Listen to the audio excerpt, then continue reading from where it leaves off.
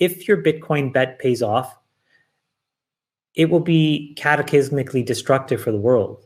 And that'll have enormous consequences to many people that we all know and care about who weren't hedged in Bitcoin. And so you almost don't want it to happen. But you literally only can see one path to its success. You don't see any other reason for it to succeed, even in a world where not everything else comes crashing down. Not really. I think that people could claim that it's a more frictionless payment mechanism or payment rails. I don't really buy that. I think that there are much easier to use products that eventually will become, virtual payment mechanisms that connect the world, whether it's WhatsApp or the Cash App or Venmo or WePay.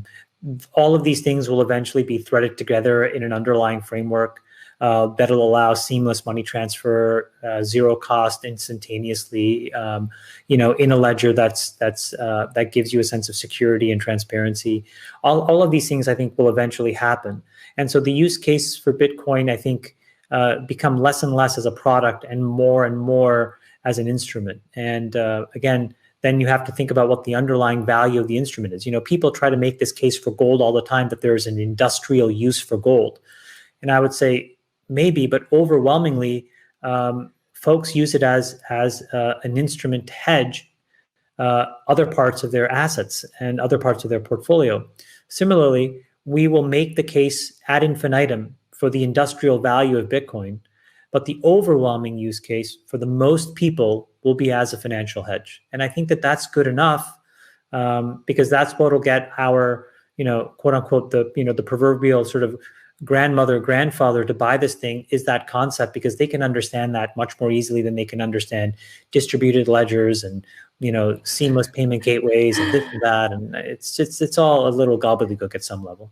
Right. And out of curiosity, when you first heard about Bitcoin, did it take you a while to understand its potential? Because a lot of people say, oh, at first I dismissed it. And I wondered if you also took that path. There's a well-known person in the Bitcoin ecosystem. His name is Wences Casares. He was the one that introduced it to me in 2010. We were actually going to Las Vegas for his 40th birthday. And that's when he pitched me on it. And I remember landing 3 days later, and I called my family office and said, buy 1 million Bitcoin. That's how I started. And it was, $80 or something at the time. And it just sounded kind of really interesting. But then it took me a few years to really understand it. I didn't totally understand all the mechanics of it. And to be honest with you, I've forgotten most of the mechanics now. I studied it at the moment. I made an underwriting decision to buy and then to never think about it again. And by and large, I've never thought about it again. I mean, I remember my family office flipped out when, Bitcoin was 20,000 a coin. They're like, and I was like, guys, don't tell me. I don't want to know. This is like, just take it off the balance sheet. Don't ever look at it. Keep it at the cost. And, don't get psychologically affected by this number. It doesn't mean anything. And then it went back down to 3,000 or something. Then they called me again. They're like, and I was like, guys, I told you, it just doesn't matter what's going on here. And so, I don't know, where it is now, 9,000, 8,000, 10,000, whatever. 9,500, I think. Yeah, I don't, I couldn't tell you what the price is. Well, I was curious. You did say at one point that your funds owned almost 5% of all Bitcoins. I don't believe that's the case anymore. So I was wondering what percentage of Bitcoins you own now. I don't, to be honest, I couldn't tell you. I don't know. But yeah, we were pretty aggressive buyers. I think, we were also sellers of some in the fund, because I bought some in my fund as well, for myself and my LPs. I bought for myself personally. I have a bunch of coins that I gave to DCG so that they could stand up the Grayscale ETF. And so, I don't know. But yeah, I'm pretty happy with sort of, what I own. I kind of think about it as, like I said, I should be 1% hedged. And I try to track that just to make sure that that's still nominally the case. Like, meaning that you rebalance?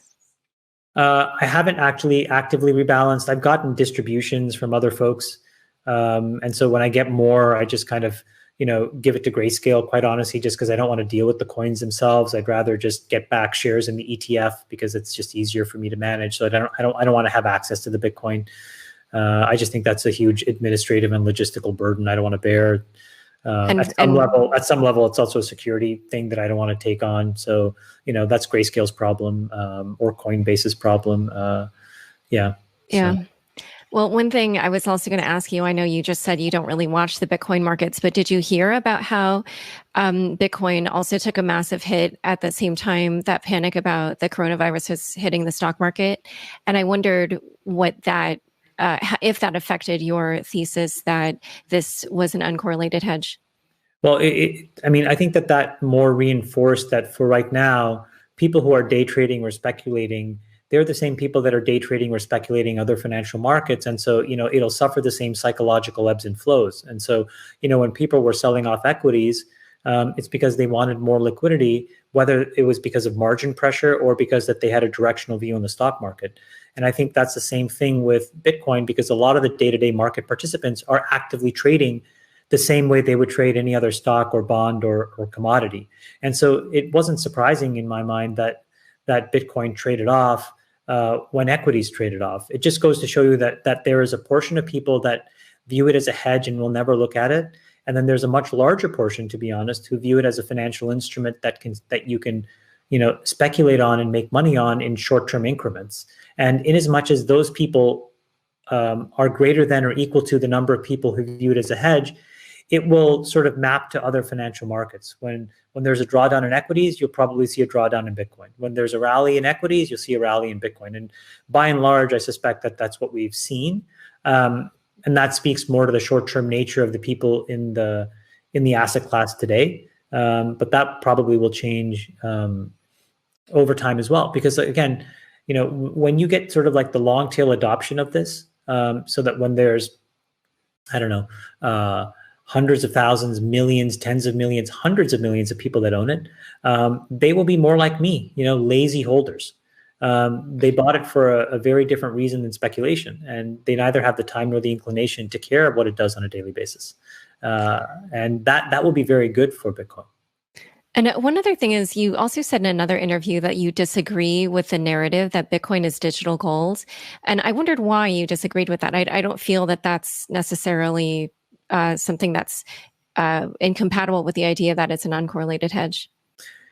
Yeah, I think that when the problem is that people get very philosophically strict when they talk about gold. I think some people frankly own it because they believe that at some point we'll go back to a gold standard, or philosophically they believed so strongly in a gold standard. Other people legitimately do believe that there is some industrial use, and that there is some portion of the trading value of it that ebbs and flows based on its industrial value, which isn't not untrue. I don't think enough people necessarily view it as like a pure inflation hedge or market hedge.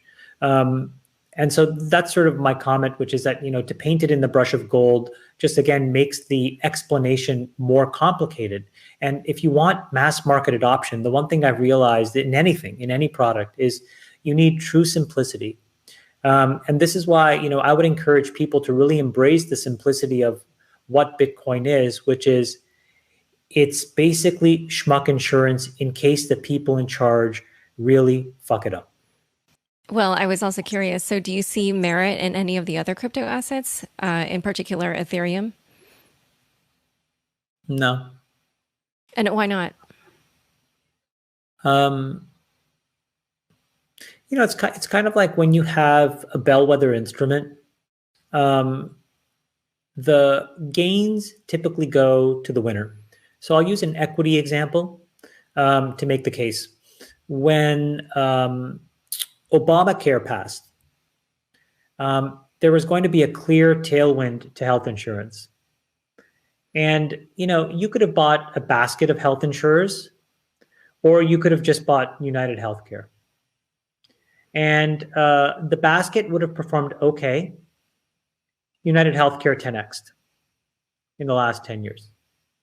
If you believed in smartphones, you could have bought a basket of things in 2010 or 2008 or 9 when the iPhone first got released. You could have bought, Nokia and Motorola and Samsung and HTC, or you could have just bought Apple.